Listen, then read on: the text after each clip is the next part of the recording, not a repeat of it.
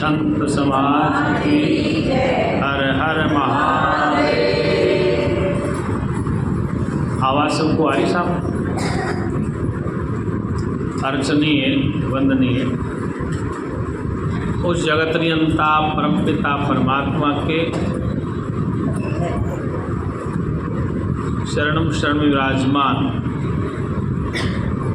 मेरे ही निजात्मा में ये मेरे निस्वरूप में समुपस्थित संत वृंद भक्तों, देखो सौभाग्य से ये मानव शरीर आप हम सबको मिला है।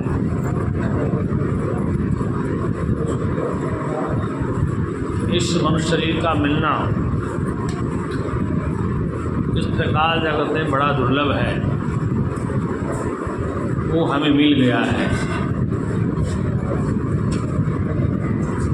तो इसके मिलने के बाद इस स्थूल शरीर का मनुष्य का उद्देश्य क्या है? तो शास्त्रों में एक ही बात कही है, मनुष्य शरीर मिल गया है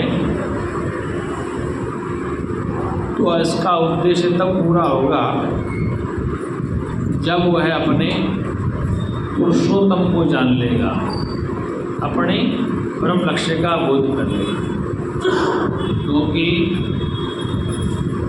इस संसार में हम सबको खोज लेते हैं। अब आजकल नवरात्रा चल रहा है पूरे भारत में,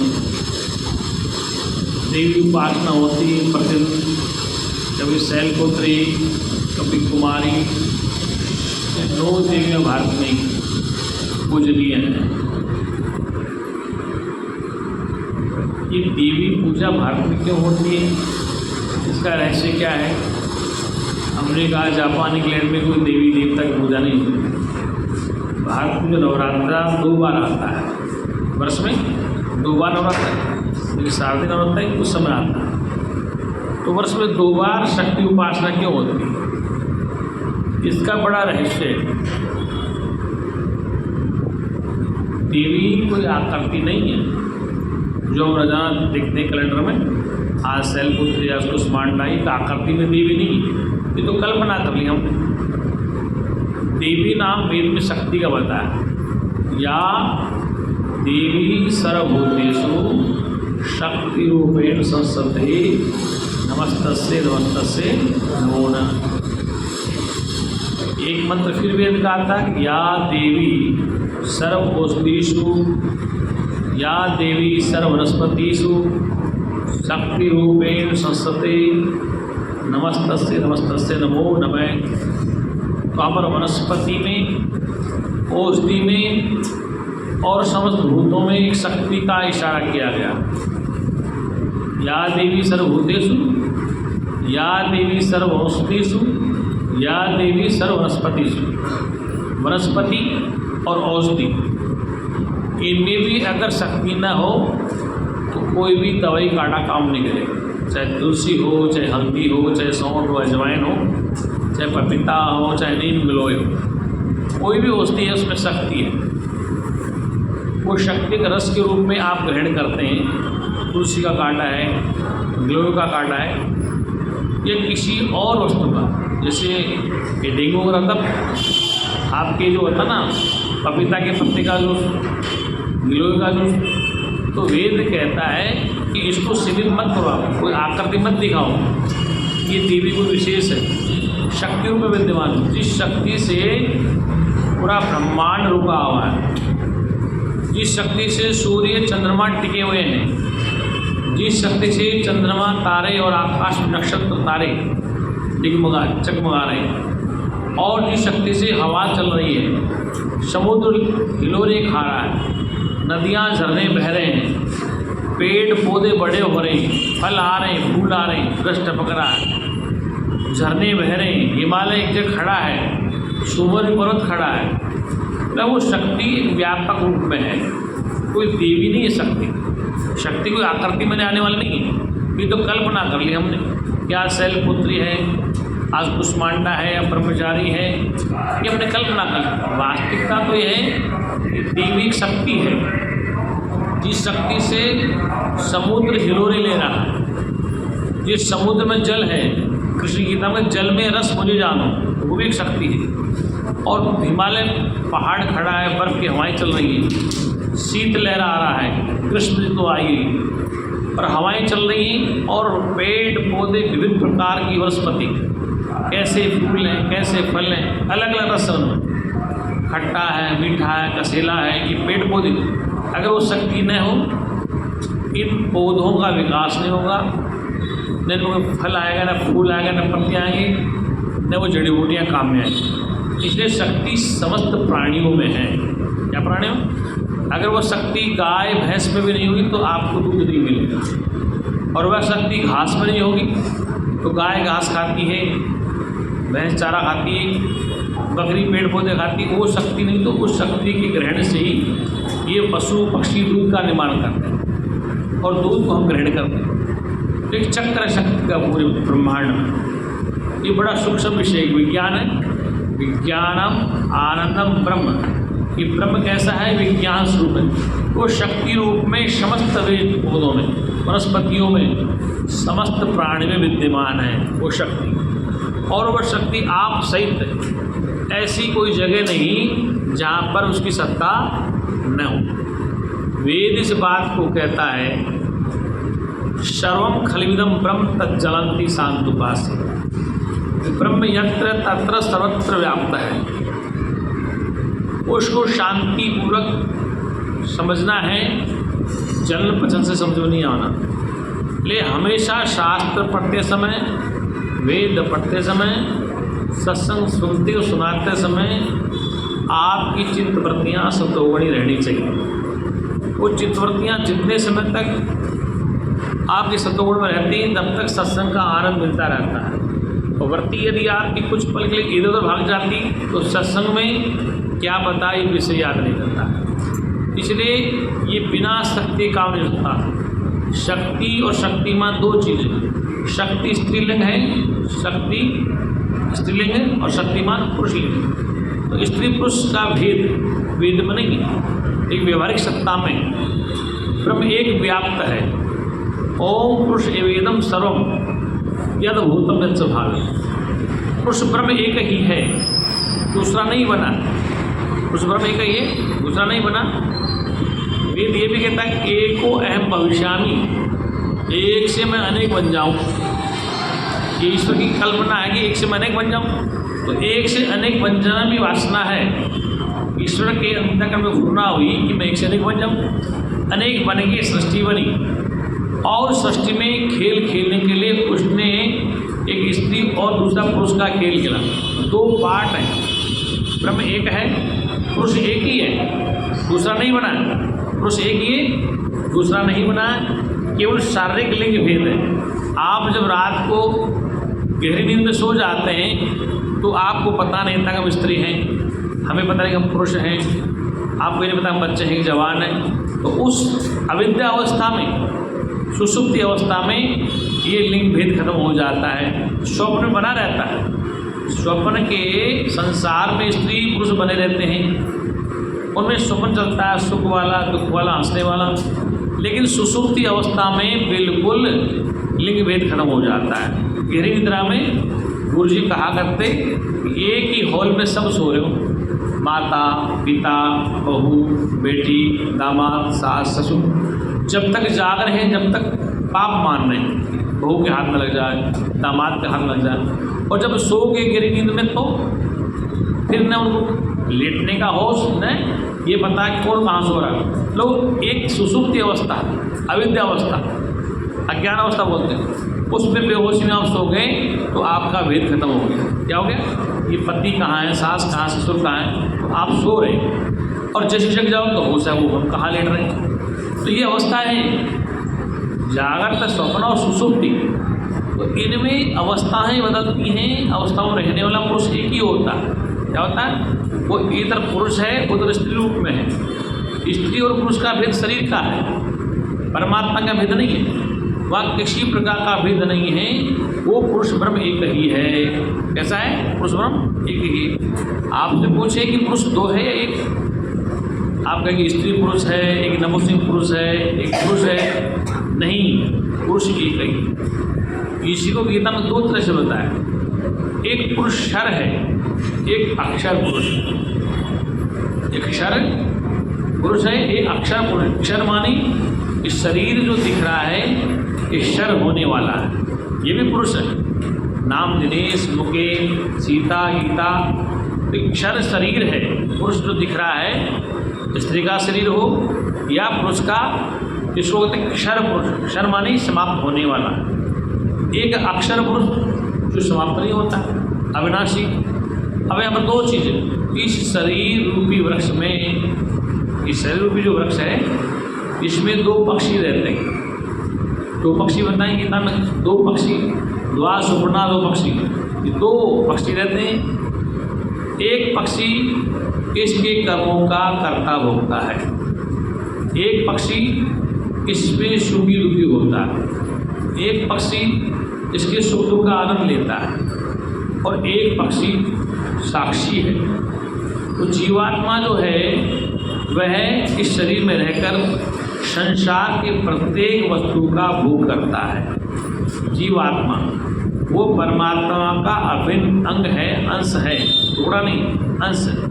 लेकिन वह जीवात्मा शरीर की इंद्रियों को, मन बुद्धि चित्त अहंकार को माध्यम बना करके इस संसार के वस्तु पदार्थों को भोगता है। जैसे आज का नवरात्रा चल रहा, तो नवरात्रा में हलवा बनेगा, पूड़ी बनेगी, वो जो देवी हमने मूर्ति की लगाई वो तो खाएगी नहीं। व्यापक होने के नाते हमारा पर्व उसमें भी उसको भोग लगा दिया हम, लेकिन देवी कितनी पूड़ी खाएगी?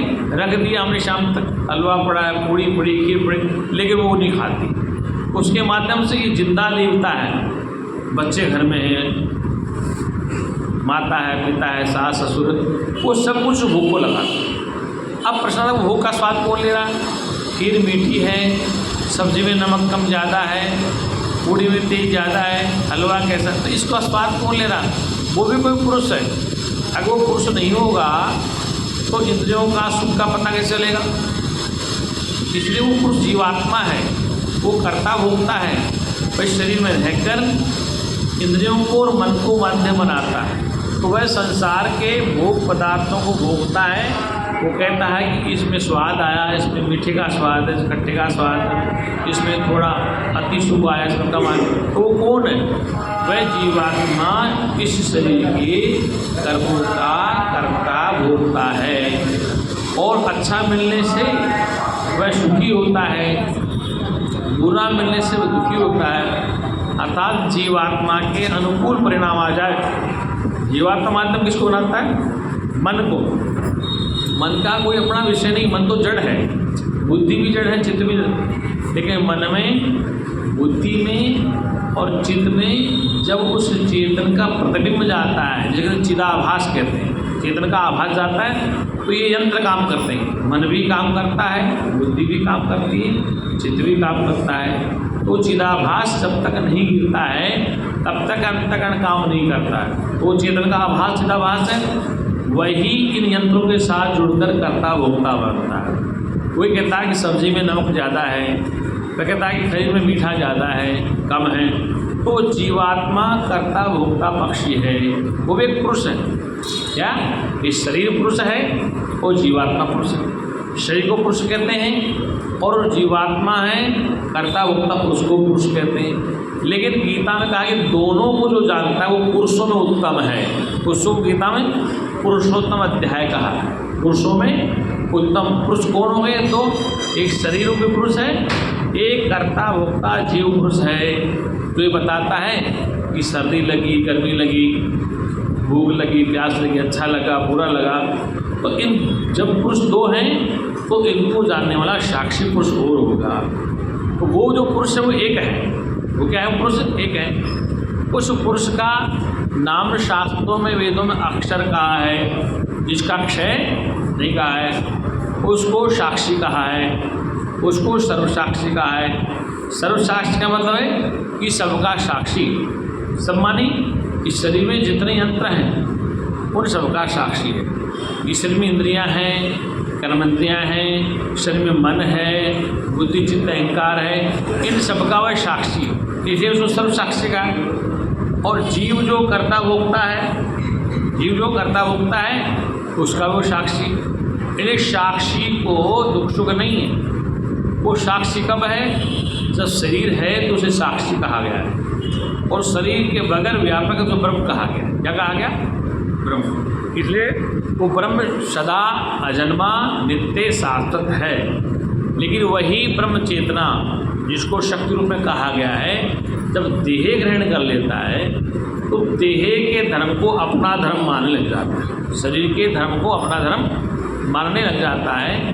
था तो अजन्मा साक्षी और नित्य सनातन चेतन, लेकिन इसके साथ अटैच हो गया, तादात्म्य बन गया, मतलब संग दोष लग गया, संग गुण आ गया।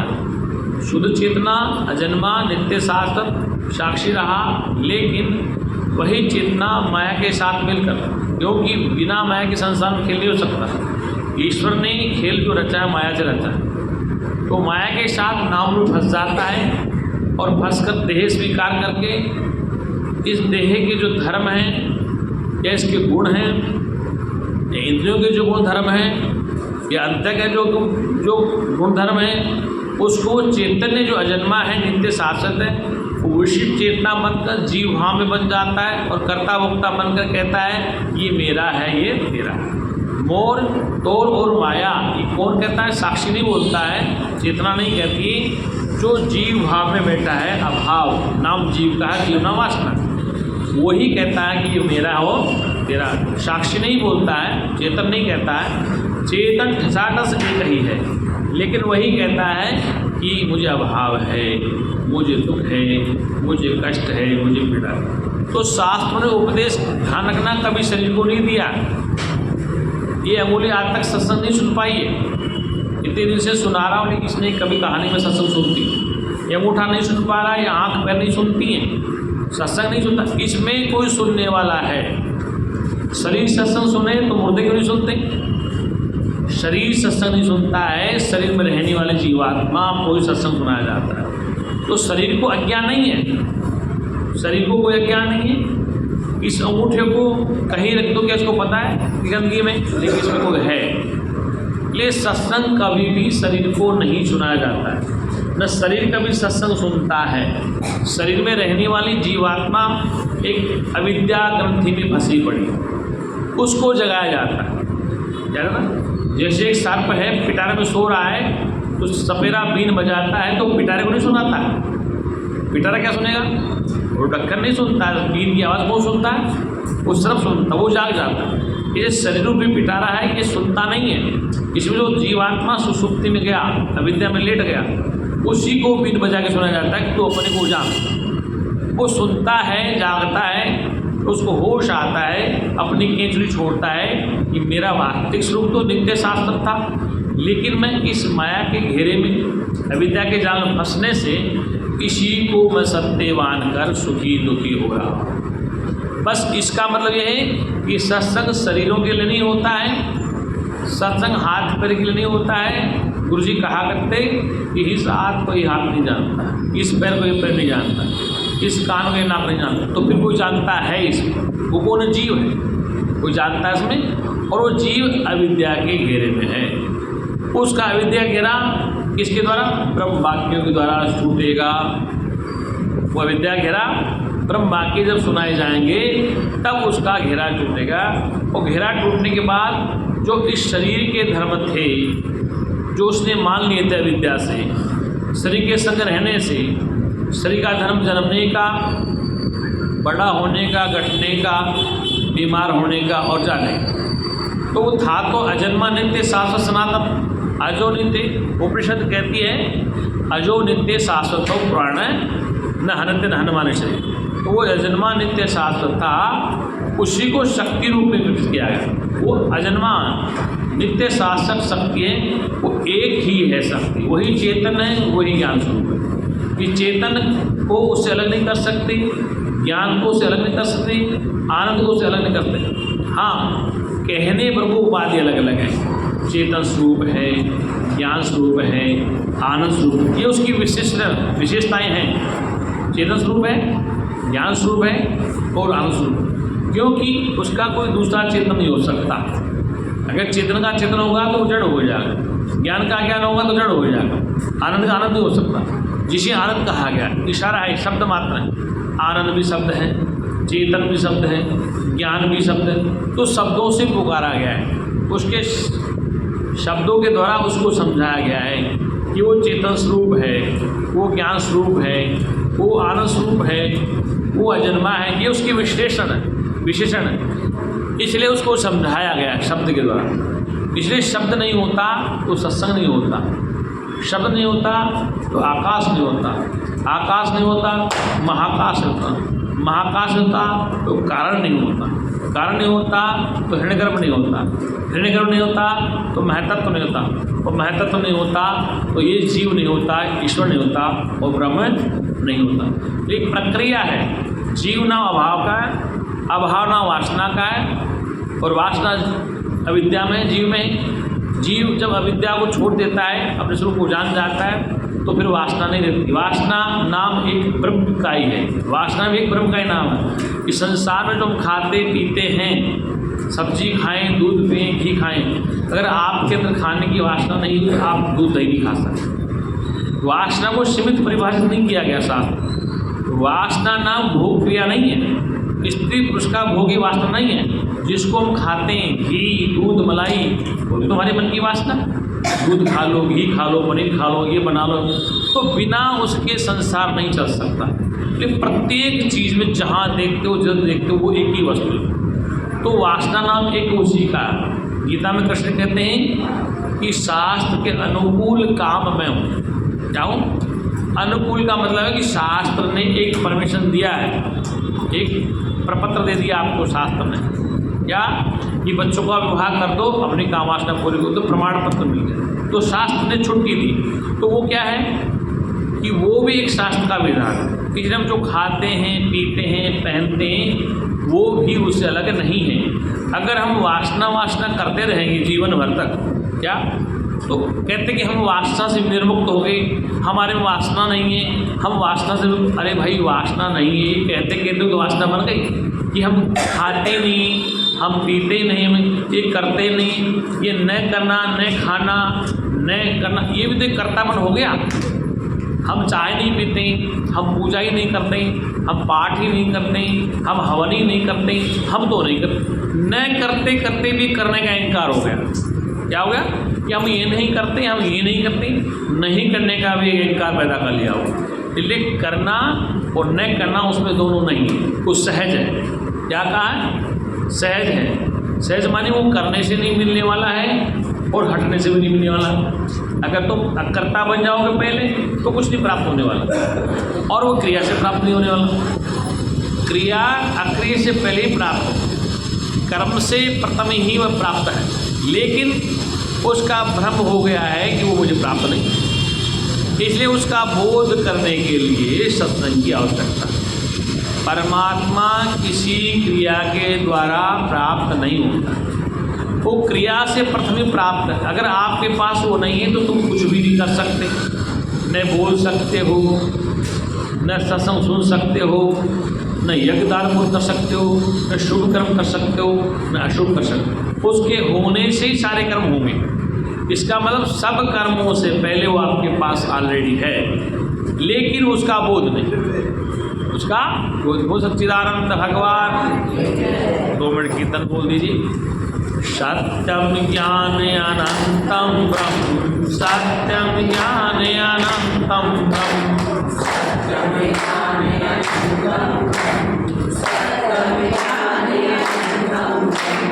सत्यम ज्ञान अनंतम ब्रह्म, सत्यम ज्ञान अनंतम ब्रह्म।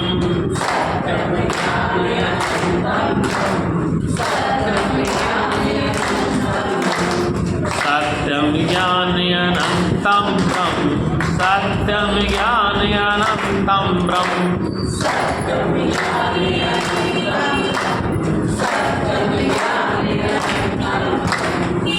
ज्ञानम आनंदम ब्रह्म, विज्ञानम आनंदम ब्रह्म विज्ञानम आनंदम ब्रह्म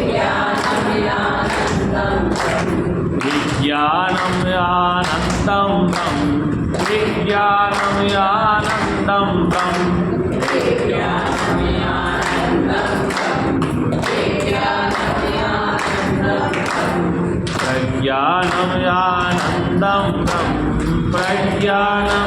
आनंदम ब्रह्म प्रज्ञानम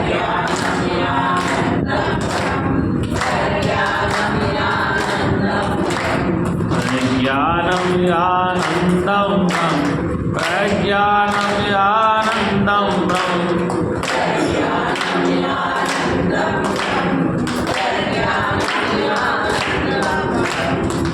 आनंदम परमानंदम आनंदम परमानंदम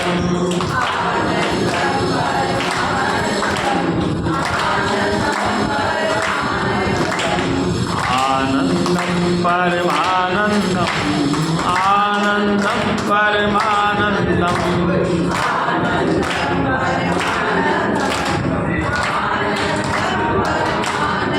प्रेम सच्चिदानंद भगवान की। इसलिए शक्ति सार्वभौम है।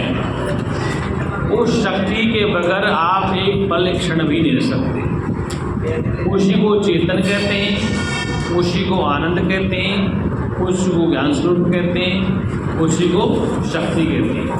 शक्ति शक्तिमान दो नहीं होते। शक्ति और शक्तिमान जैसे एक चने का बीज होता है, उसमें दो परत होती है, और बीच में कौन निकलता है?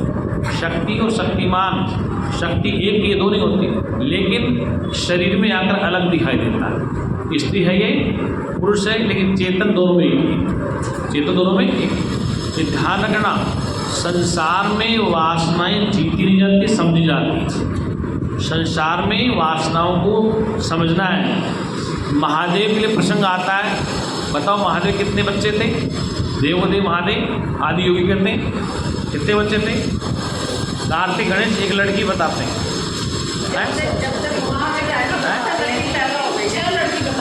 अब बताओ, तो अब मतलब कहने का तात्पर्य दो चर्चित हैं, गणेश और कार्तिक दो चर्चित हैं। देवदेव आदिदेव जब विजय प्राप्त करते काम पे, तो फिर पुत्र कैसे पता करते? राम के कितने बच्चे थे? कृष्ण के कितने बच्चे थे? दुर्वासा के, पराशर के। तो ये कहने का तात्पर्य है कि वासना को जीता नहीं, समझा जाता है कि किस समय प्रयोग करनी है, किसका तात्पर्य है। संत कहते हैं कि इसको रोक लो, रोकना नहीं है। आप आँख से देखना कब तक बंद करो? इधर मत देखो, इधर मत, ये महिलाएं बैठी मत देखो, कब तक रोकोगे आप? महिलाएं बैठी तो मत देखो, महिला बना वर्जित मत देखो, तो ऐसा नहीं हो सकता। महिलाओं को क्या भ्रम दिखाई देता है? इसलिए आप इस विषय को तभी समझेंगे, सब जगह एक ही दिखाई देगा। स्त्री है, पुरुष है, बच्चा है, बूढ़ा है, हिंदू है, मुसलमान है, ईसाई है, यहूदी है, या जो भी है, चेतन एक ही सब। क्या है? एक ओंकार सतनाम। क्या कहा? एक ओंकार सतनाम साक्षी। तो एक ही है ओंकार नाम, वो सत्य है, वही चेतन है, वही आनंद है। उस एक को जिसने जाना, उसने सब में एक ही जाना। एक को जाना मतलब सब में एक है। एक ओंकार, वो एक ही, कर्ता पुरुष, अभय निर्भय अविनाशी, वो एक ही, दूसरा बना ही नहीं। तो संतों की वाणी का अर्थ हमें समझना चाहिए कि एक ओंकार सतनाम, कर्ता पुरुष अभय अविनाशी क्यों कहा? उसकी विशेषण है कि एक ही ओंकार है, वो चींटी से लेकर ब्रह्मा तक। कहाँ तक है? एक बार ऋषि लोग चर्चा करते सत्संग की, क्या करते? ब्रह्मवेता थे, ऋषि का मुझे नाम नहीं याद आ रहा। तो शिष्य से चर्चा करते करते उस संत ने कह दिया कि देख, इस काम की इतनी जानकारी है कि ये जंगल में सुअर होता है ना, सुअर सूर्य का जितना आनंद भोग में, उतना ब्रह्मांड को ब्रह्म में तो ज़्यादा नहीं आता। अब ब्रह्मा जी बड़े नाराज, ऐसे कैसे कहते? तो कहने का तात्पर्य कि काम चीज़ें लेके देवताओं तक एक ही स्थिति हो सकती, कुछ कम ज़्यादा नहीं हो सकता। इसलिए काम में भी चेतना एक ही, दूसरी नहीं बन जाता। अगर ऐसा होगा तो फिर तो खंडन हो जाएगा, सनातन टूट जाएगा, चेतना का खंडन हो जाएगा। इसलिए चेतन वस्तु एक ही है, वो ठसाठस सब में व्याप्त है, कहीं कम ज़्यादा नहीं है। कम ज़्यादा नहीं है, इसलिए वो एक ही चेतना है, सब में व्याप्त है, सब जगह व्याप्त है, इसलिए उसको ही पूजनीय है। हम देवी की पूजा करते हैं, जिसकी देवी देवता की पूजा करते हैं, सास से झगड़ा करते हैं, सास से झगड़ा करते हैं, बहू की सेवा नहीं करते हैं। तो देवी एक ही है, शक्ति एक ही विद्यमान है, और सब में यत्र तत्र सर्वत्र व्याप्त। हमने कहा था वेद मंत्र का या देवी सर्व औषधिषु या देवी सर्व वनस्पतिषु, तो चेतन शक्ति पेड़ पौधों में भी है, औषधियों में भी। अगर वो चेतना नहीं होगी पेड़ पौधों में, औषधियों में, तो औषधि और पेड़ पौधे आपको ताकत नहीं देंगे, दूर बच जाइए। मतलब वो पेड़ पौधों में अगर चेतन शक्ति नहीं होगी, गाय घास खाती मांस नहीं खाती, भैंस घास खाती मांस नहीं खा सकती, बकरी घास खाती, महात्मा गांधी की बकरी काजू बादाम खाती। ऐसा पढ़ा हमने कि महात्मा गांधी अपनी बकरी को पत्तों के साथ साथ काजू बादाम खिलाते, और वास्तव में बकरी जितनी पत्ते खाती उसका दूध क्यों काम आता है डेंगू में?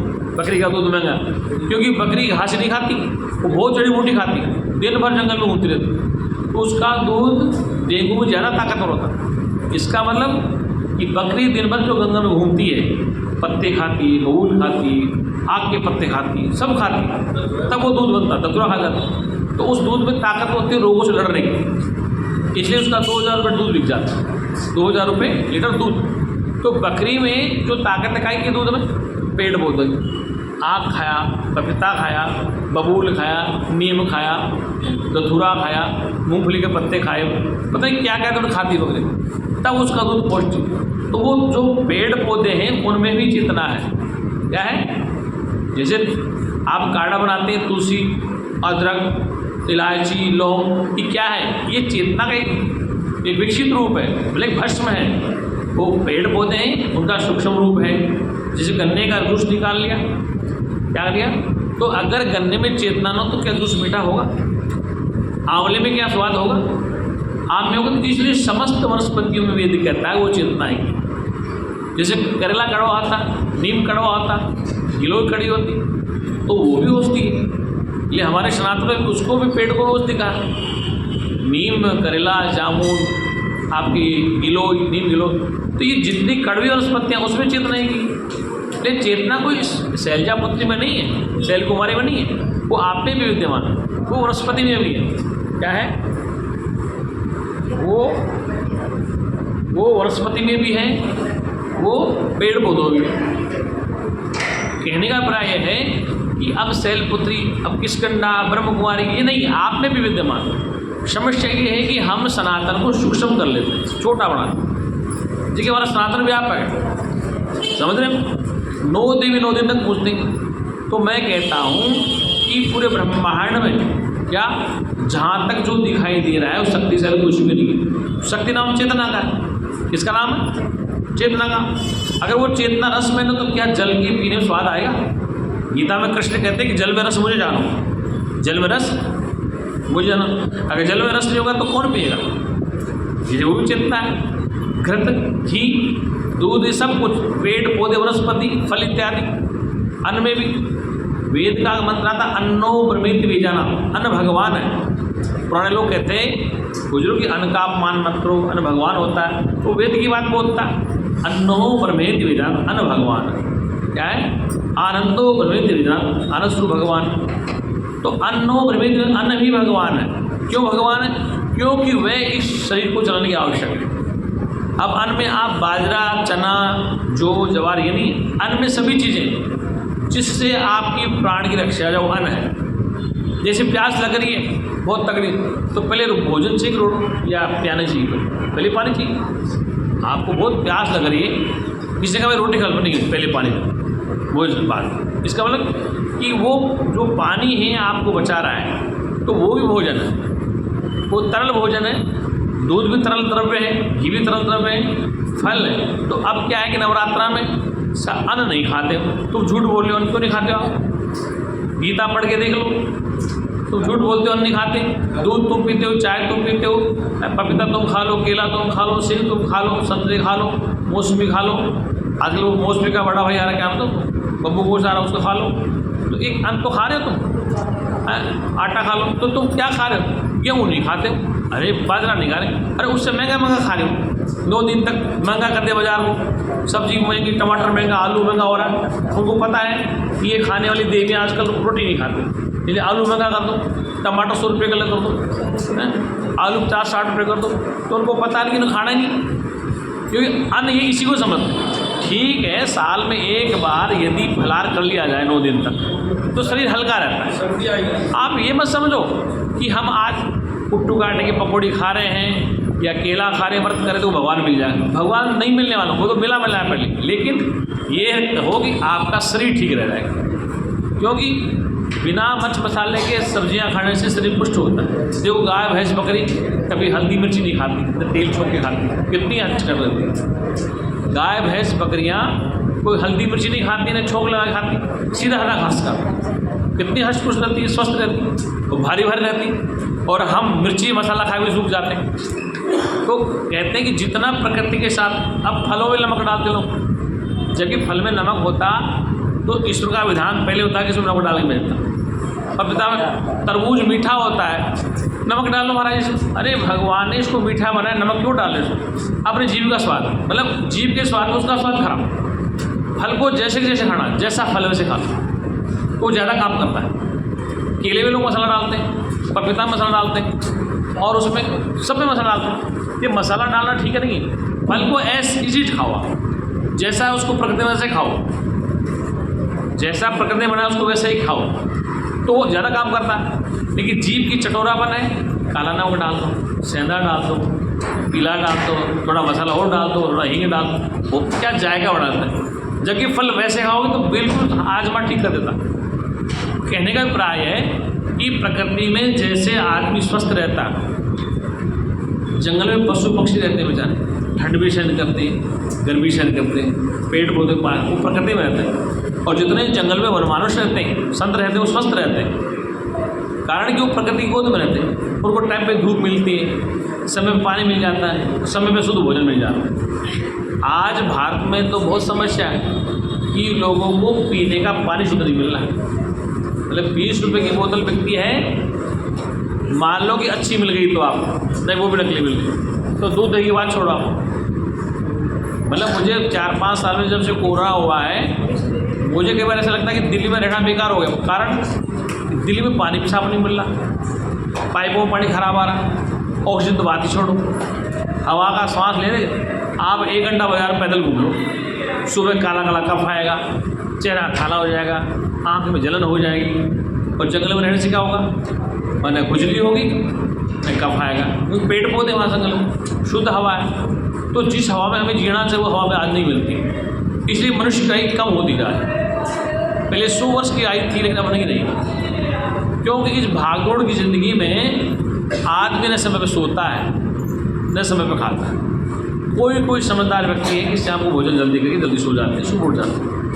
कहीं तो दिल्ली में 10 बजे बाद भोजन बनता है, 10 बजे बाद भोजन बनता है, 11 बजे खाएंगे, 12 बजे बाद फिर मोबाइल चलाएंगे, 2 बजे सोएंगे, 10 बजे पड़े रहो 11 बजे तक। तो उससे क्या है कि आपका शरीर खराब हो जाता है। प्रकृति के हिसाब से शरीर चलता है। जैसे सूर्यास्त होता है, सूर्यास्त से पहले भोजन ले लेते ऋषि लोग कहते थे पहले, लेकिन अब संतों का भी हाल ख़राब है। क्या करें, वो तो खा ले 7 बजे, लेकिन घंटी आ रही है, गाड़ी आ रही है, उसके लिए तैयारी करो। वो तो सो जाए 8 बजे, लेकिन 11 बजे यात्री 11-12 बजे, वो तो 4 बजे उठ जाते हैं संत लोग, लेकिन समझ जाएगा रात को 1 बजे 2 बजे यात्री आ रहा है, उसका दरवाज़ा खोलो।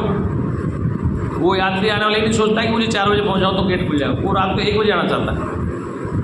रात को 10 बजे पहुँच जाए, सुबह 4 बजे पहुँचा तो हमें डिस्टर्ब नहीं होगा, 4 बजे लेट खुल जाता है, 10 बजे आराम होता। लेकिन हमने अपने शरीर को ख़राब कर लिया, और जितना हम वर्क कर रहे हैं उससे उल्टा परिणाम आ रहा है। शरीर ठीक नहीं है, स्वास्थ्य ठीक नहीं है, भोजन ठीक नहीं है। इसका कारण है कि हम धीरे धीरे शक्ति से हटते रहेंगे, प्रकृति से हम भाग के, और जितना हम सुविधाओं में रह रहे हैं उतनी दुविधाएँ पैदा होती हैं।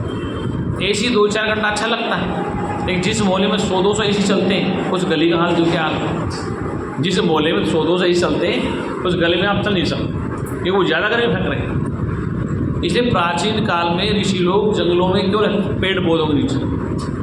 पेड़ पौधे जितने लगेंगे उतने ही स्वास्थ्य ठीक रहता है। क्यों? लेकिन वो क्या रहा है कि पेड़ पौधों भी मिलते नहीं, सरकारें जंगल काट रही हैं, पब्लिक जंगल काट रही है।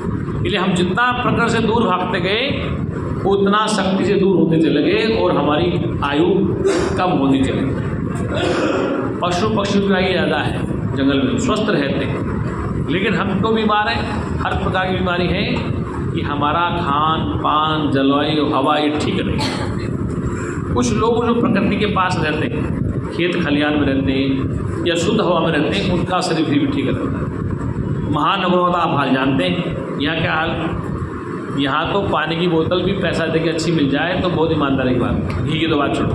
बोले सच्चिदानंद भगवान।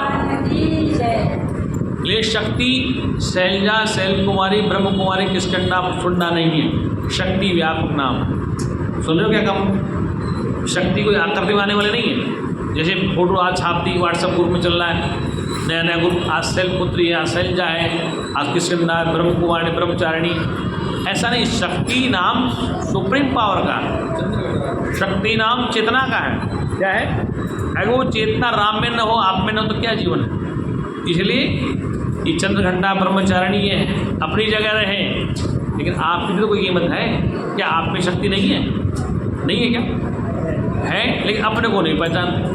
तो चंद्रघंटा के बाद घंटे हिलाते रहेंगे कि चंद्रघंटा पर पत्ती के लपड़े हैं।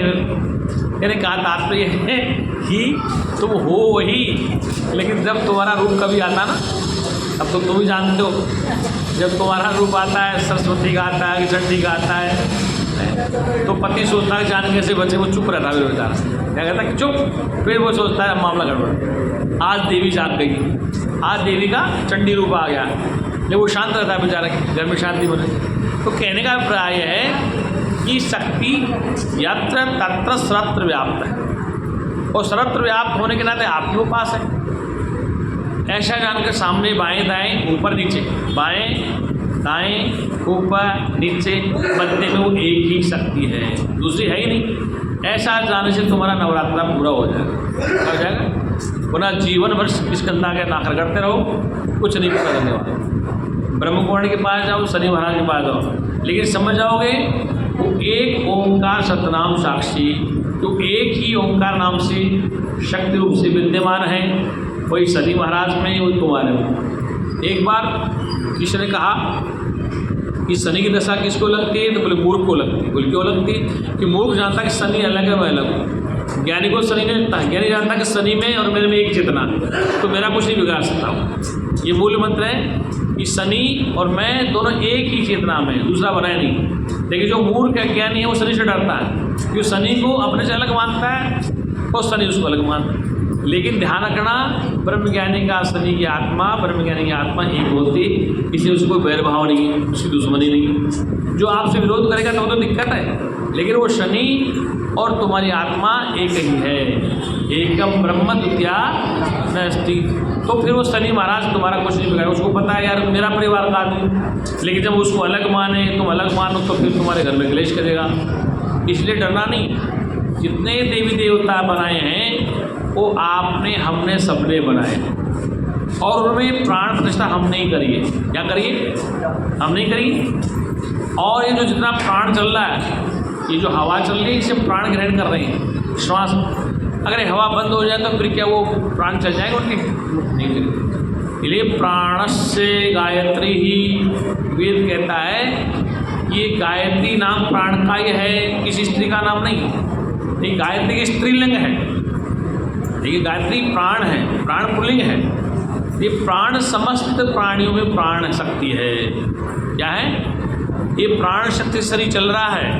क्या चल रहा है? प्राण अपान समान युक्ता, कोई प्राण को अपान मिलाता है, कोई अपान को प्राण मिलाता है, कोई श्वास को ऊपर खींचता है, कोई नीचे को बंद करता है। ये जो 9 द्वारों के द्वार का, क्या 10 द्वारों की कठोपनिषद में नचिकेता से आचार्य और कहते हैं, यमराज कहते हैं, ये नचिकेता ये पूरी है। ये क्या है? पूरी। पूरी मानी जिसपे पूर्ण है, निवास करता है, जिसमें द्वार है पुरी में, वो पूरी इसमें जगन्नाथपुरी इसमें रहता है। पूरी शरीर का नाम है। क्या नाम है?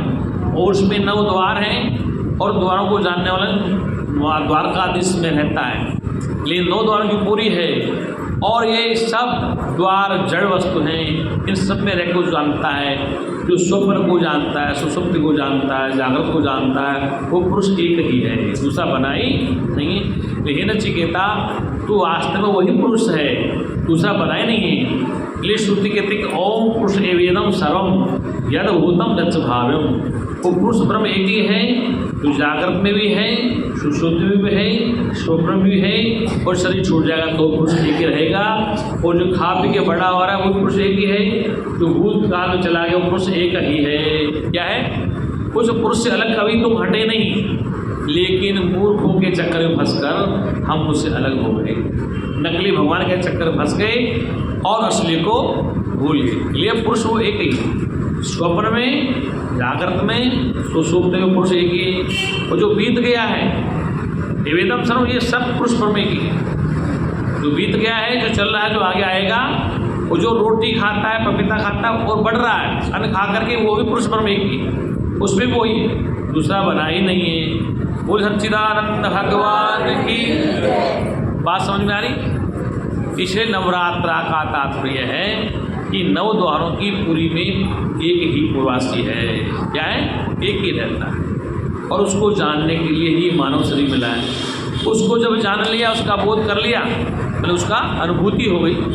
जाना उसको जाता है जो आपसे अलग होता। इसलिए परमात्मा जाना नहीं जाता है, देखा नहीं जाता है, छुआ नहीं जाता, इसकी अनुभूति होती है। अनुभूति किससे करोगे? अंतःकरण से करोगे। किससे करोगे? अंतःकरण से। और अंतःकरण का वो पहले ही जानकार है, तो वो अंतःकरण में रहकर स्वयं की अनुभूति करता है। स्वयं से स्वयं का बोध, स्वयं से स्वयं यात्रा, अपने से अपने में यात्रा होती है, दूसरा होता ही नहीं। इसलिए वो स्वयं है, उसको स्वयंभू कहा गया है। क्या कहा उसको? वेद में स्वयंभू, अर्थात वो स्वयं अपने आप में, दूसरा नहीं। लिए उसकी अप्रोक्षानुभूति होती है, प्रोक्षा नहीं होती। अप्रोक्षानुभूति का मतलब है कि वो स्वयं से सबको जानता है, इसलिए उसको क्या कहा है? स्वयंभू कहा है। क्या कहा है? शंभु। और वह परमात्मा शंभु होने के नाते किसी के द्वारा सिद्ध नहीं होता है, इसलिए उसको कहता स्वतः सिद्ध है, परतः सिद्ध नहीं। परतः माने दूसरे के द्वारा सिद्ध करने से वो जड़ हो जाए। इसलिए वेद ने उसे स्वतः सिद्ध कहा। स्वतः सिद्ध, उसको सिद्ध करने के लिए कोई दूसरे यंत्र की आवश्यकता नहीं, वो स्वतः सिद्ध है, उसके द्वारा सब सिद्ध होते हैं, वह किसी के द्वारा सिद्ध नहीं होता है। इसलिए वेद ने उसका नाम एक स्वतः सिद्ध, स्वयंभू, स्वयं साक्षी, सर्वसाक्षी अनेक शब्दों के द्वारा उसकी व्याख्या की गई। इसलिए वो शंभू है, वो स्वतः सिद्ध है, परतः सिद्ध नहीं है। इसलिए उसको कभी किसी ने जाना है तो अपने आप नहीं जाना है, दूसरा कोई जानने वाला होता ही नहीं है। लेकिन तुलसी कहता है जानत जानत तुम हो जाए, कि जानते जानते मतलब ढूंढते ढूंढते जब ढूंढना बंद हो जाए तो तू अकेला रह जाएगा। खोजते खोजते तब खोज बंद हो जाएगी तो तू अकेला रह जाएगा। जब तक खोज है, जब तक रिसर्च है, जब तक तू उससे बहुत दूर है। जिस समय खोजना बंद कर देगा तो अपने आप में ठहर जाएगा, तो खोज तेरी बंद हो जाएगी और तू अपने आप में शंभू है, स्वयंचित शंभू बन जाएगा। वो सच्चिदानंद भगवान की। इसलिए शास्त्र ये कहता है कि बिना जाने इसका बोध नहीं हो सकता। इसलिए शंभू क्यों कहा गया है? कि वह किसी और के द्वारा सिद्ध नहीं होने वाला, वो अपने आप में स्वतः सिद्ध है। सर्व साक्षी इसलिए कहा गया, वो सबका साक्षी। साक्षी इसलिए कहा गया है कि सर्व में है, सर्व में रहकर सबसे न्यारा भी है। जैसे जल में रहकर जल से न्यारा, आकाश में आकाश से न्यारा। आकाश मानी सब कुछ, इस आकाश में ही सूर्य है, इसी में चंद्रमा है, इसी में तारे हैं, इसी आकाश में पृथ्वी है, इसी में हवा है, इसी में समुद्र है, इसी में माल है। तो सब कुछ आकाश में, खाली बाग में सब कुछ। अगर खाली न हो तो कहाँ रहेंगे? आकाश में वायु है, इसी में जल है, इसी में पृथ्वी, वो सब में रहकर सबसे न्यारा। अर्थात आकाश को भी जानता है, वायु को भी जानता है, अग्नि जल को भी वो जानता है, सबको जानता है। इसलिए उसे सर्व साक्षी कहा है। क्या कहा? सर्व साक्षी। इसलिए वो सर्व साक्षी आपका अपना चेतन स्वरूप है, वही चेतना है, वही एक ओंकार है, पुरुष को शतनाम से पुकारा गया है। एकम सत विप्रा बहुधा वदंती, उस एक ही को विद्वान लोग शतनाम से पुकारते हैं, साक्षी नाम से पुकारते हैं, शंभु कहते हैं, आत्मा कहते हैं, ब्रह्म कहते हैं, ईश्वर कहते हैं, मायापति कहते हैं, चेतनातीत कहते हैं, अनेक उसके नाम। वो सच्चिदानंद भगवान। अरे बात समझ। इसलिए एक अक्षर तो उस एक को ही अनेक नामों से पुकारा गया, उस एक को ही चेतन स्वरूप कहा गया। इसलिए नवरात्रा में नहीं, आजकल नहीं, हर दिन हर क्षण आप उससे अलग नहीं हो सकते। कृष्ण कहते हैं नित्य युक्त से योगी नहीं, ज्ञानी हमेशा नित्य में युक्त रहता है, नित्य में कहीं नहीं जाता है। नित्य युक्त योगी ने, योगी वंश ज्ञानी, जो ज्ञानी है वो हमेशा नित्य में रहता है, नित्य में नहीं जाता है। इसलिए आपके जितने भी कर्म होते हैं वो नित्य में होते हैं, वर्तमान में होते हैं, भूत भविष्य में नहीं होते। इसलिए गीता में कहा गया अर्जुन से कि अर्जुन तुम वर्तमान की चिंता करो। वर्तमान में जो नित्य है, अभी है, हाल है, उसकी चिंता करो, भविष्य की चिंता मत करो, जो चला गया उसकी चिंता मत करो। इसलिए नित्य में रहो। नित्य युक्त से योगी में, योगी में जो एक होता है योग, एक होता है वियोग। योग, वियोग और संयोग। संयोग से बनना, वियोग में छूटना और योग में रहना, अधिष्ठान में रहना। संयोग, वियोग और योग। योग माने अधिष्ठान में रहना, अपने अच्छे स्वरूप में रहना। संयोग माने मिल जाना और वियोग माने छूट जाना। न उसका संयोग होता है न उसका वियोग होता है, वो हमेशा योग में रहता है। वो सच्चिदानंद भगवान। इसलिए इस मनुष्य जन्म का जो परम लक्ष्य है वो क्या है? अपने चेतना आत्मा को जानना। अब एक भजन के द्वारा तुम्हें सुना देता हूँ।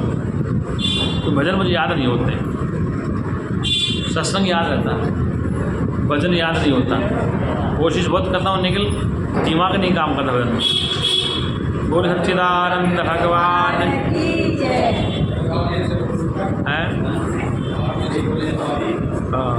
क्या करो?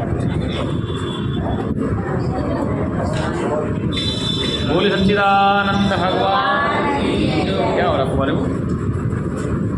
ज्ञान हरि का हृदय से न भूलो, ज्ञान हरि का हृदय से न भूलो, ये भुलाने के काबिल नहीं है, ये भुलाने के काबिल नहीं है। ज्ञान हरि का हृदय से न भूलो, ये भुलाने के काबिल नहीं है। बड़ी मुश्किल से नर तन मिला है, बड़ी मुश्किल से नर तन मिला है, जिसमें जीवन का फूल खिला है, जिसमें जीवन का फूल खिला है।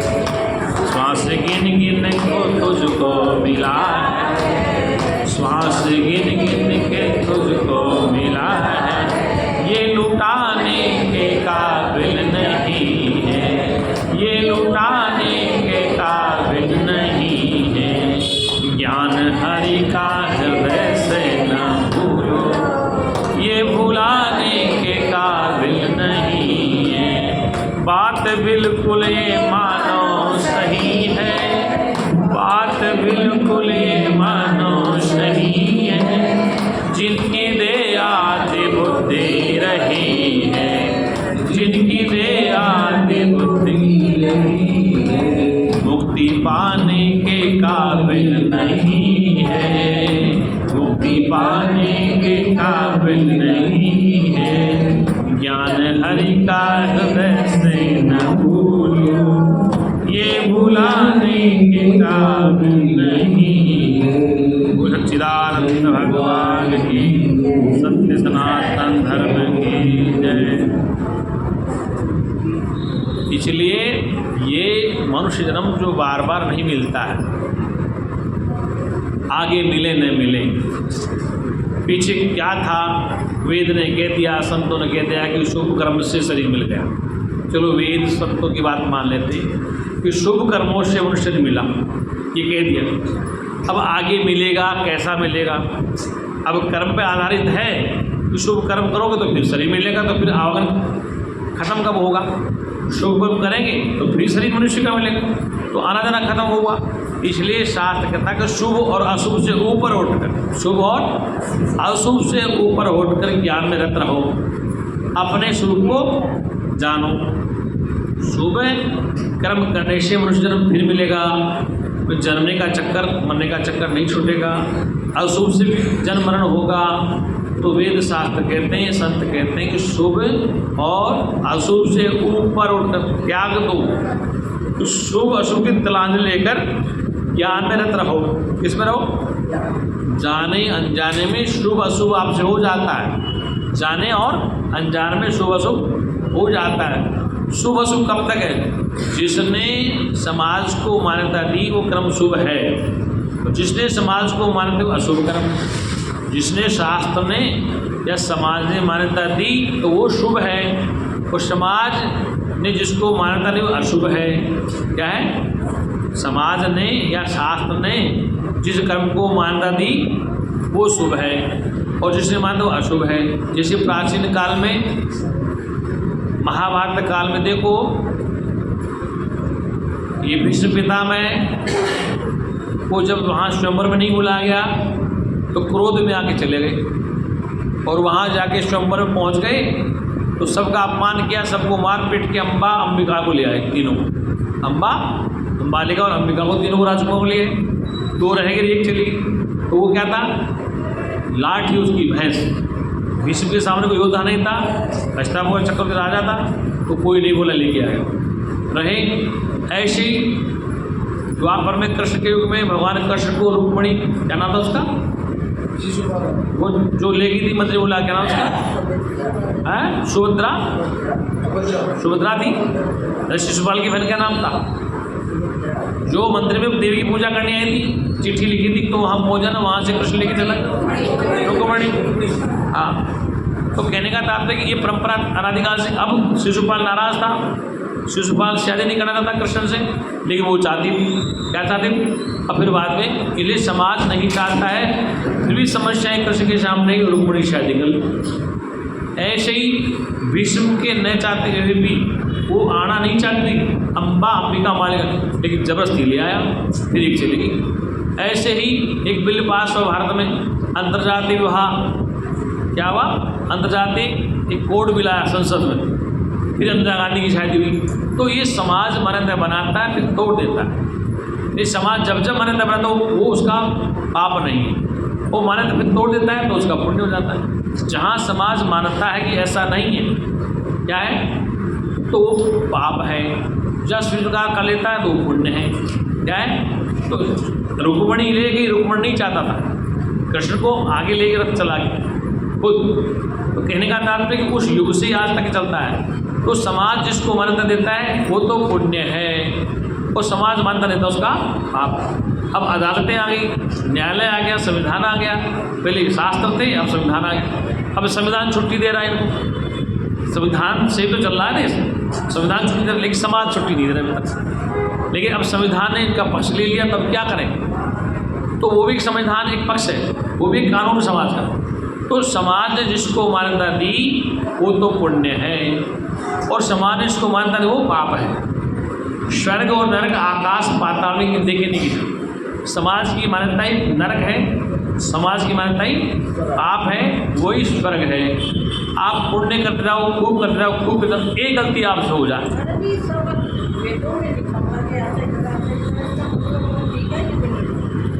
नहीं, समय काल परिस्थिति के अनुसार वेद वाणी को बदला गया है, शास्त्रों को भी लिखा गया है दोबारा। क्या? समय काल और परिस्थिति के अनुसार जिस संविधान में संशोधन हुआ है, ऐसे शास्त्रों में भी समय समय पर बदलाव हुए हैं, परिवर्तन होते रहते हैं। यूनिवर्सल सूत्र एक सत्य ही है, यूनिवर्सल एक सत्य ही है, दूसरा है ही नहीं। वो यूनिवर्सल सूत्र व्यवहार का नहीं हो सकता, वो सत्य का। देश काल परिस्थिति, देखो मनुस्मृति को बदला गया, आर्य समाज में बदला गया। आज जो मनुस्मृति आ रही है, आर्य समाज उसकी व्याख्या अलग कर रहे हैं, और जो 100 वर्ष पहले मनुस्मृति उसकी व्याख्या कुछ और है। अब उन्होंने देखा कि समाज कटा तो मनुस्मृति अलग से व्याख्या कर। इसलिए समाज देश काल और परिस्थिति के अनुसार ग्रंथों को, धार्मिक पुस्तकों को बदल देता है। जैसे रामायण प्रसंग आता है शंभू वध का, तो कुछ विद्वान कहते हैं कि राम जैसा व्यक्ति शंभू का वध क्यों करेगा, ऐसा नहीं हो सकता। ये बाद में चौपाई जोड़ी गई। क्या कहा गया कि शंभू ऋषि का वध किया राम ने, शंभू को ब्रह्मज्ञानी थे तो उन्होंने वशिष्ठ के कहने से वध कर दिया। तो लोग कहते हैं कि रामायण में नहीं लिखा, यह बाद में जोड़ा गया। वाल्मीकि रामायण ऐसा है। कुछ लोग कहते हैं कि राम ऐसा मर्यादा वाला अपनी गर्भवती स्त्री क्यों निकाल सकता है। तो समय और परिस्थिति का समाज ही ग्रंथ बनाता है, समाज ही ग्रंथों का आईना है। क्योंकि जितने लेखक हुए हैं, विद्वान हुए हैं, अवतार हुए हैं, ऋषि मुनि, वो सब इसी समाज में है। और जैसी परिस्थिति थी, जैसे मान लो कबीर आज के समय में हो या गुरुदेव आज के समय में हो, और जाके ये जो देवी है ना, कौन सी आजकल कालका जी वाली, कौन सी आपके कालका माँ जी, वहाँ जाके कबीर का दुआ बोलो, पहाड़ पूजे हरि में तो मैं पूजू पहाड़, आते आ चाक मिली पीस का संसार, तो जितने भक्त हैं नारे फोड़ देंगे कितना। ये कबीर का दुआ ना, ये पहाड़ पूजे हरि मिले तो मैं पूजू पहाड़, आते आ चाके मिली पीस का संसार, तो जितने नारे लेके ना देवे वो सारा उसका फोड़ देंगे, फोड़ेंगे ना, कि उनको उससे कोई लेन देन नहीं, उनके लिए देवी श्रेष्ठ है। क्या है, तो पहाड़ पूजे हरि मिले तो मैं पूजू पहाड़, लेकिन वो बात नहीं करेंगे आप। तुम्हारे काशी घाट में जाके बोलेंगे तो पंडित मार देंगे। एक कबीर का सटीक जवाब आप समझ, जानते सब हैं, जानते सब है, लेकिन विरोध भी है। इसलिए वो सगुण साकार का है तो निर्गुण निराकार का है। अगुण सगुण तो ब्रह्म स्वरूप है, ब्रह्म के 2 स्वरूप हैं, तो निराकार को स्वीकार है तो साकार को। लेकिन ध्यान रखना कि साकार में भी निराकार, निराकार में भी साकार है। जो साकार और निराकार से परे, साकार निराकार की शब्द मात्र है। क्या है, निराकार भी शब्द है और साकार भी शब्द है। तो साकार और निराकार से परे है। इसलिए कुछ सगुण साकार के भक्त हुए, कुछ निर्गुण निराकार के। कबीर सगुण के भी निराकार में, कबीर सगुण की बात करता, क्यों निराकार की बात करता। जैसे कबीर ने कहा कि पहाड़ पूजे हरि मिले तो मैं पूजू पहाड़, तो मूर्ति पूजा खंडन कर दिया। इसे कहते हैं पात पात में हरि बसंत है, पात पात में हरि बसंत है, वही मैं शीश नवाऊँ, तो पत्ते पत्ते में ब्रह्म बता दिया। तो इसका मतलब कभी निराकार कभी साकार। इसलिए वो ये कहना चाहते हैं कि तुम कभी मूर्ति में मत फंसे रहो। जैसे मान लो कि आप और हम जिस गुरु के सानिध्य में रहे, हम गुरु जी की मूर्ति पूज रहे, उन आरती करते रहे और उनकी किताबें न पढ़े न बचा गए, तो उस क्या मूर्ति से क्या प्रचार हो जाएगा? हो जाएगा क्या? इसलिए कबीर ने कहा पहाड़ पूजे हरि में तो मैं पूजू पहाड़। बोले गुरु की पूजा करो, लेकिन गुरु का ज्ञान में तो बताओ। कृष्ण की पूजा करो, उसमें गीता मत पढ़ो, अष्टावर की गीता मत पढ़ो, अष्ट पूजा करो, तो लाभ वाली बात नहीं। इसलिए जो शास्त्र में कहा है संतों ने अपने ग्रंथों में, उनको पढ़ो, उनका प्रचार करो। आप केवल फोटो लेके घूमते रहो, मूर्ति लगाते रहो, तो उससे जीव का कल्याण होने वाला नहीं। जीव का कल्याण कब होगा? जब उस पुस्तक में जो लिखा है, संतों ने संदेश दिया, उसको समाज में बताया जाए। कबीर की जगह जगह मूर्ति लगा दो, कबीर की बात ना कहो। कृष्ण की जगह जगह मतलब कृष्ण की बात नहीं मानो। इसलिए समस्या ये है कि जिसको जो मिलता है उसी में लग जाता है। क्या ये बात है, अभी श्राद्ध खत्म है थोड़े दिन पहले, और भाई टीवी में आता है कि मोती रखवाओ, गयामी करवाओ, या उससे 2 साल पहले या 5 साल पहले जो फिल्म चले थे कि क्या मुक्ति होती है? देखो गया, इसका नाम बोध गया। क्या नाम है? बोध। बुद्ध को बोधत्व प्राप्त हुआ, बोध वहाँ चला गया, सारनाथ में चला गया। उसका नाम बोध गया क्यों है? भगवान बुद्ध को शुरू का बोध हुआ, वो वहाँ चला गया और सारनाथ में पहला उपदेश दिया, उसका नाम बोध गया हो गया। उसके बाद क्या, जिस भगवान बुद्ध ने अनिश्वरवाद का उपासना की, वो ईश्वरवादी नहीं था, अनिश्वरवादी साधना की, उस तालाब में मैं देख के आऊँ, रह के आऊँ, वहाँ पर पिंडदान होता है। आज जिसका खंडन किया था बुद्ध ने कि वहाँ पिंडदान होता। जहाँ बुद्ध की मूर्ति है, भगवान बुद्ध की इंटरनेशनल मूर्ति है, वहाँ ब्रह्मा की, सुमाता की, कहाँ की यात्री आते, ताइवान की, जापान, उस मूर्ति के नीचे शिवलिंग लगा रखा है संतों ने। उसको मूर्ति के जड़ में शिवलिंग लगा रखा है। तब संसार का ये उसके पास में एक सनातन आश्रम और बढ़ गया, तो वो समय के अनुसार बदल जाता है। बोध गया का मतलब कि बुद्ध को स्वरूप का बोध हुआ, बुद्ध वहाँ से चल पड़ा, सारनाथ में पहला उपदेश दिया उसने। अब ये क्या है कि जो अपने जो पिंडदान करते हैं, क्या करते हैं, संतों का पिंडदान तो पैदा होते हो जाता है, जो सन्यासी होता है उसका पिंडदान पहले होता है, उसको पिंडदान की आवश्यकता नहीं होती। पिंडदान क्यों करते हैं? इसका रहस्य है कि ये भोले झोले जो प्राणी हैं, इनको डराने के लिए, धमकाने के लिए, क्या ले डराने और धमकाने के लिए पिंडदान की व्यवस्था है। जबकि मैं ये कहता हूँ कि आपके साथ ससुर, माता पिता, ताऊ चाचा जब तक आपके पास हैं या आप उनके सानिध्य में, तब तक आप उनकी सेवा करो। क्या करो? वो पिंड जिंदा है जब तक तो कोई सेवा नहीं होती, और पिंड तब वो मिल गया तो पिंडदान करोगे। पिंड किसे कहते हैं? जो 500 बरस का पिंड है, ये मिट्टी का पिंड है। तो जब तक माता पिता सास ससुर जिंदा है तब तक आप सेवा करो। क्या करो? और जो बाद में जो बचे हैं अवशेष, फूल, क्या फूल कहते हैं हड्डियों को, दांतों को, वो कहीं प्रवाह करो, गंगा जी प्रवाह करो। अब आपने जिंदगी में तो माँ बाप की जूते मारे, क्या मारे, और फिर तुम पिंडदान करने जा रहे हो। क्या जा रहे हो? अरे पुष्कर में यदि बेटी बैठे, पुष्कर ये भी साथ, पुष्कर में देखा ना तालाब में क्या हाल हुआ, वो लड़का कैसे चिल्ला रहा था, ये भी थी आज मंजू माता पुष्कर में, अजमेर पुष्कर में तालाब पे खड़े थे। एक छोटा लड़का डरा रहा, गरीब आदमी, तेरे बाप को गर्म कढ़ाई पकाऊंगा, तेरे बाप को नरक में डालूंगा। वो पंडितों का छोरा कह रहा, पुष्कर तालाब पे एक बेचारा गरीब आदमी आया, उसके पिताजी मर गए, वो फूल लेके आया। अरे पुष्कर में देखा मैंने, ये मंजू माता भी साथ थी, ये भी साथ, ये डॉक्टर पुष्कर थे, सीमा भी थी और शेखर भी था साथ, पुष्कर के तालाब। और मैंने देखा उधर से, डॉक्टर साहब बोले आप कहाँ जा रहे हो, तो देख कैसे इसको डरा रहा बेचारे। तो गरीब आदमी मजदूर था, अपने पिताजी को फूल लेके आया था, तो पंडित जी पीछे पड़ रहे, तेरे पिताजी को नरक में भेजूंगा, तेरे पिता को गर्म कड़ाव पकाऊंगा। वो कह रहे महाराज ऐसा मत, मेरे पिता के साथ, ये मेरे पिता के साथ, वो रो रहा है बेचारा कि जैसे वास्तव उसके हाथ में, वो डरा रहा। तो कहने का तात्पर्य कि भय मेरे प्रीत न हो, कि डरा के तुम्हें, जबकि मैं कहता हूँ तुम्हारे माता पिता जिंदा हैं तो सेवा कर लो, और तुम्हें कोई नरक में तो भेज दो, ये मेरी गारंटी, तुम्हें कोई नरक भेज नहीं सकता। जब आपने माता पिता की सेवा की है तो माता पिता को नरक में कौन भेजेगा? ये उस पंडित जी के हाथ में नरक भेजना, नरक स्वयं तुम्हारे अपने हाथ।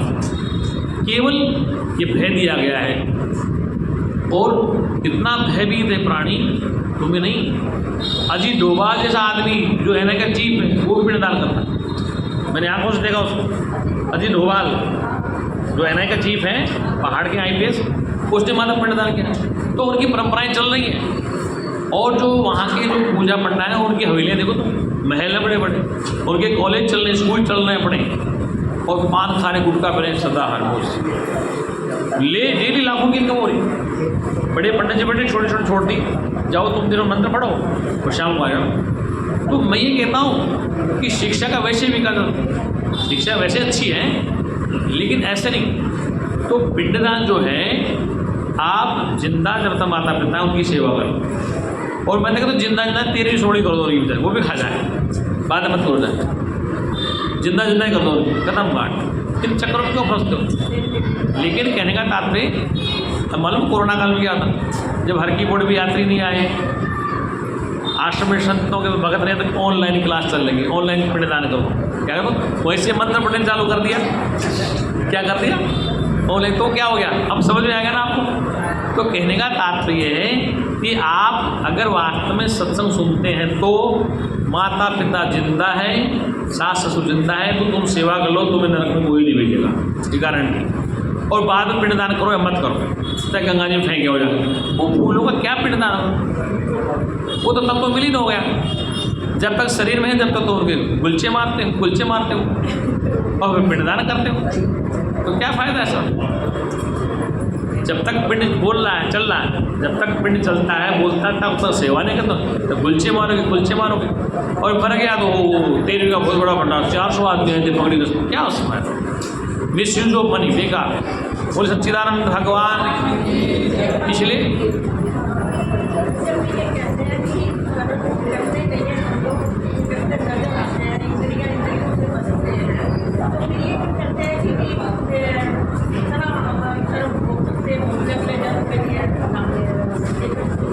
नहीं, अगले जन्म के लिए नहीं है, कहने का तात्पर्य वो इसलिए कहा गया है,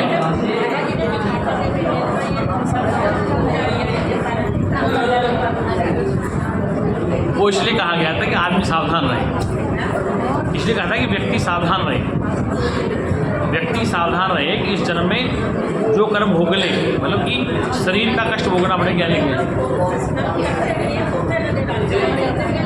प्रतीति हो रहा है, वो प्रतीति हो रहा मतलब भास रहा है, होता नहीं, मतलब इस शरीर में कर्मेंद्रियां जब तक सर्वत्र। ए भाई सुनो, बातें क्यों कर रहे हैं इधर? सत्संग बातें कर, बोल सच्चिदानंद भगवान की। प्रश्न ये है कि इंद्रियां इंद्रियों में बरत रही हैं, गुण गुणों में बरत रही, मुझे लगे ना चक्रे, गुण गुणों में बरत रही। गुण का तात्पर्य कि जो इंद्रियों का गुण धर्म है इस शरीर में, सत्वगुण रजोगुण, करेगा इसके पास जो इंद्रियों का धर्म है, आँख नाक कान हाथ पैर, फिर अंदर एक अंतःकरण है, ठीक है। और आँख देखने का काम तो देखेगी, क्या करेगी? कान सुनने का रोक नहीं सकते आप। नाक गंद सुखा लगेगा, आप कितना ही नाक भी चले, कहीं गंदगी के मोहल्ले में चलेंगे तो आप कब तक नाक पीछे रखोगे? अरे आप कितना नाक पीछे लोगे? अगर ज़्यादा सांस उड़ जाएगा, इसलिए फिर भी आप नाक छोड़ के सांस ले लेंगे ना।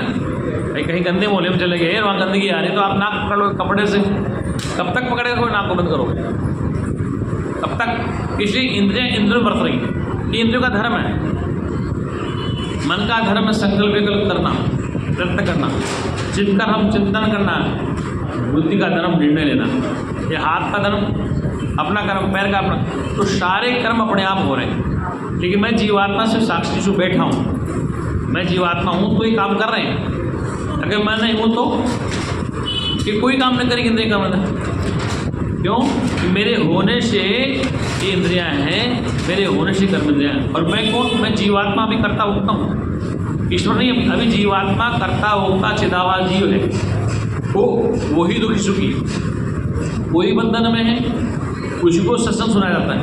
आँख नाक कान तो माध्यम है, आँख नाक कान तो जैसे कि पिंजरा है, वो पिंजरे के चारों जाली है, उसमें एक तोता है, वो तोता पिंजरे बंद है कि जाली बंद है? जैसे खिड़कियाँ बंद हैं, भाई पिंजरे खिड़कियाँ हैं, जाली हैं, तो जाली बंधन में है या तोता बंधन में? जाली को तो पता नहीं बंधन में, जड़ वस्तु जो पिंजरे में तोता है वो बंधन में कि जालियाँ बंधन में? तो ये तोता बंधन में है, तो ये अज्ञान रूपी जीवात्मा तोता है, वो शरीर के बंधन में है, और उसी को उपदेश दिया जाता है, बंधन उसी का काटना। पिंजरा खोला तो पिंजरा थोड़ी भागेगा, तोता तो निकलेगा। ये वो जीवात्मा जो अविद्या रूप में फंसा पड़ा है, वह कहता है वही दुखी सुखी है, उसी को बंधन है, उसी लिए सत्संग। ईश्वर को सत्संग नहीं सुनना, अविद्या रूपी जीव को ही बंधन है, वह इस माया रूपी पिंजरे में तोता फंसा पड़ा है और उसी को उपदेश दिया जाता है। और वह जब अपने स्वरूप को जान जाता है तो वह उड़ जाता है, अपने स्वरूप को जानना है, उड़ना है। इसलिए इंद्रियां अपना कर्म करेंगी, कर्म इंद्रियां अपना कर्म करेंगी, इसमें ज्ञानी को रोक नहीं कर सकता, न ज्ञानी कर सकता। अज्ञानी का कर्म भी जैसा है ज्ञानी का, दोनों का कर्म समान है। हलवा मैं भी खाता हूँ, हलवा आप भी खाते हैं, रोटी आप खाते, रोटी मैं खाता हूँ, लेकिन शास्त्र कहता है ज्ञानी का निश्चय अलग है। वो केवल जीने के लिए खा रहा है और मूर्ख खाने के लिए जी रहा है। एक केवल जीने के लिए खा रहा है और एक खाने के लिए जी रहा है। इसलिए ज्ञानी अज्ञानी दोनों के कर्म समान होते भी, अज्ञानी दुखी है, ज्ञानी सब कुछ कर्म करते हुए वो प्रसन्नचित्त क्यों रहता है? क्योंकि वो जानता है कि खेल मात्र खेला जा रहा है, इसमें सच्चाई कुछ भी नहीं। क्या है कि जागृत का खेल है, फिर रात को सपनों का खेल चलेगा, फिर सुबह सो जाएंगे, फिर जग जाएंगे। एक खेलते खेलते 50-60 साल उम्र हो गई, क्या हो गई? इतनी उम्र हो गई, रोजाना खेलते रोजाना सुसुप्त में जाते, कितनी आयु हो गई? 17 साल, 65 साल, 100 साल हो गई। उसमें खेलते खेलते सुखी दुखी हो रहे हैं, फिर भी वो जानने वाला बदला नहीं है, वो एक ही है। बचपन में तुम्हारे साथ था, जवानी में तुम्हारे साथ था, अभी तुम्हारे साथ है, दूसरा शरीर छोड़ दोगे तो तुम्हारे साथ नहीं रहने वाला हो। शरीर तो कहाँ जाएगा, तत्वों में जाएगा, वो चेतना पर स्वरूप में रहेगा। मटका फूट गया, जल कहाँ जाएगा, जल में। आकाश कहाँ जाएगा, खाली भाग। ठीक, मटके के चारों तो खाली भाग है, अंदर भी खाली भाग। तो मटका फूटा तो खाली कहाँ चला गया, खाली में, बाहर खाली भीतर खाली। कबीर ने कहा है कि फूट्यो कुंभ जल, जल ही समाइएगा तीव्र ले जाए। फूटा कुंभ माने मटका, जल ही समाई, जल है उसमें, जल में समा, ये गति तीव्र ले। बिरला व्यक्ति इस रहस्य को जानता है कि मटका फूटा, जल जल में समा गया, क्या गया। इसलिए शरीर पंच तत्वों का बना है, ये तत्वों में लीन होता है, और उसमें चेतना आत्मा है अपने स्वरूप में रहती है। प्रश्न ये आता है कि जल क्या चीज़, जितने भी शरीर आप हमारे बने सब जल से बने हुए। किसे बने, ये जितने शरीर बने माता पिता के रजवीर से बने, जल की बूंद है शरीर, उससे विकास हो रहा है, तो जल में ही समा जाता है, जल में पैदा होता है। वो सच्चिदानंद भगवान। इसलिए और कोई प्रश्न, अभी तो बता देना, फिर कहेगी याद उस समय नहीं आता, बाद में आता है। किसी को शंका हो रही हो, प्रश्न की शंका, कहने का अभिप्राय है कि फूटो कुंभ जल जल ही समायो, ये गति बिरले ही कि फूटा हुआ कुंभ है, उसमें जो जल है जल में ही समा जाता है। जल से आप बने, जल में ही चले जाएंगे। सागर रूप व्यापकता आत्मा का है, और मटका छोटा है, अल्पज्ञ। जीव अल्पज्ञ है, ईश्वर सर्वज्ञ है। सर्वज्ञ सबको जानने वाला, उसमें सुख दुख नहीं है, उसका जन्म नहीं है। जो अल्पज्ञ तोता जो बिंदे फंसा पड़ा, उसी के लिए उपदेश है, उसके लिए आदेश है। वही बंधन में, वही स्वर्ग में जाना चाहता है, वो नरक में जाना चाहता है ना, उसी का बंधन है, उसी के लिए उपदेश है। वो सच्चिदानंद भगवान के सब तैयार है, सब तैयार।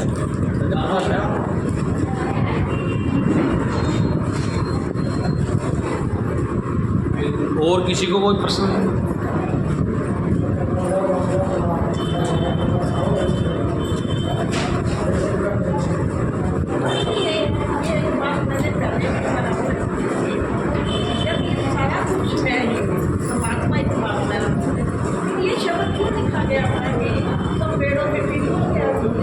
खाली एक का नाम किया है, फिर आपने कहा तो चावल का दाना है कि तेरे को तो चावल, वो एक अलग बात है।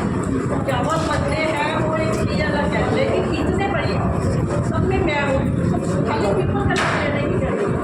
पीपल का नाम इसलिए गया है कृष्ण गीता में का, वृक्ष में पीपल मुझे नाम, और पशु में एरावत हाथी मुझे नाम, मृगराज सिंह। तो एक एक पशु का एक पौधे का नाम लिया गया।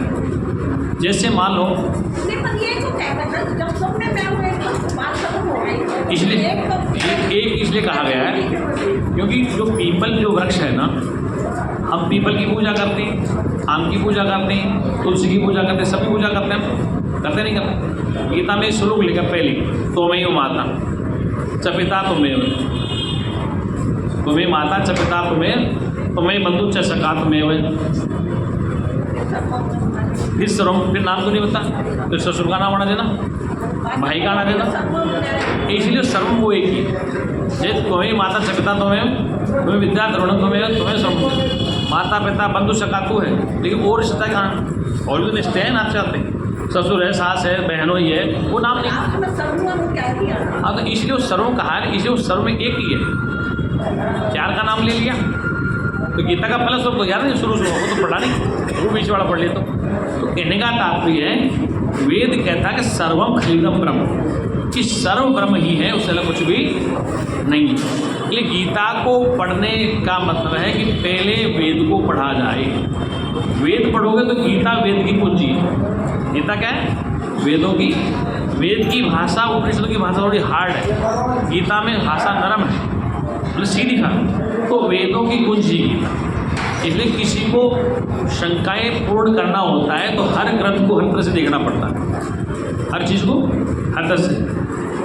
तो कहने का अभिप्राय है कि जब तक वस्तु क्लियर ना हो, दिमाग में बातें स्पष्ट साफ न हो, कोई शंका रहे, शंका जब तक है जब तक मुक्ति असंभव है। शंकाएं नहीं रहनी चाहिए, शंकाएं समाप्त निर्मूल नष्ट हो।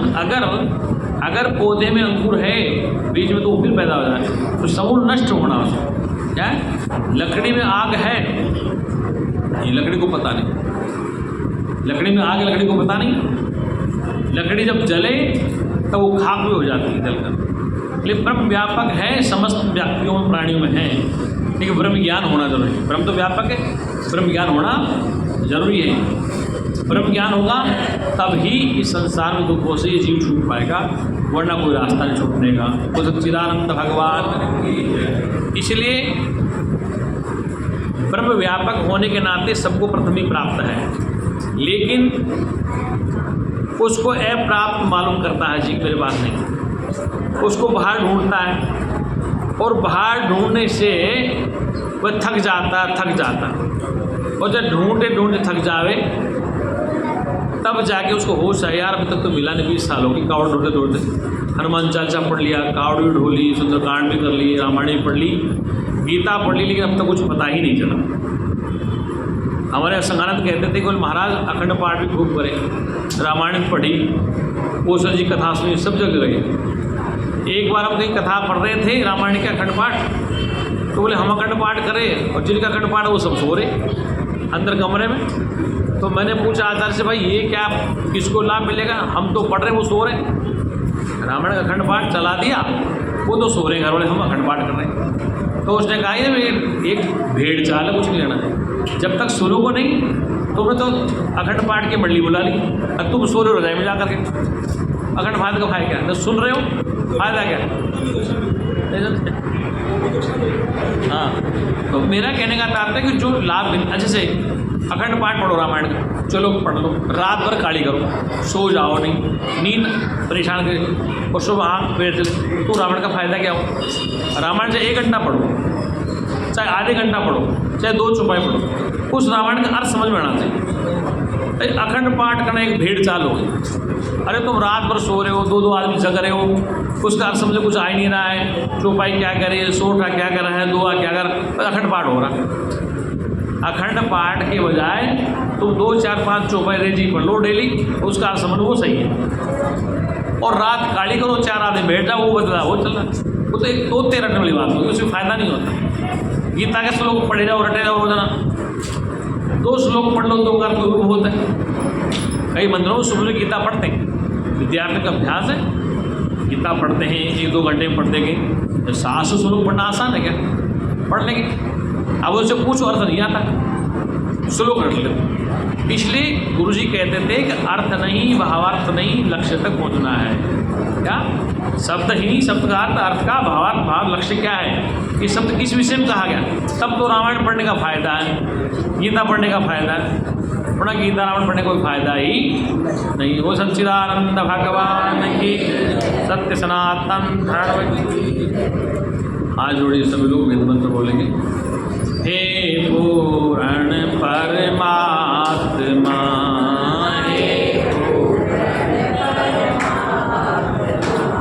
सुखी होए जीवात्मा, विश्व बने धर्मात्मा, बोलो तुम सब मेरी आत्मा,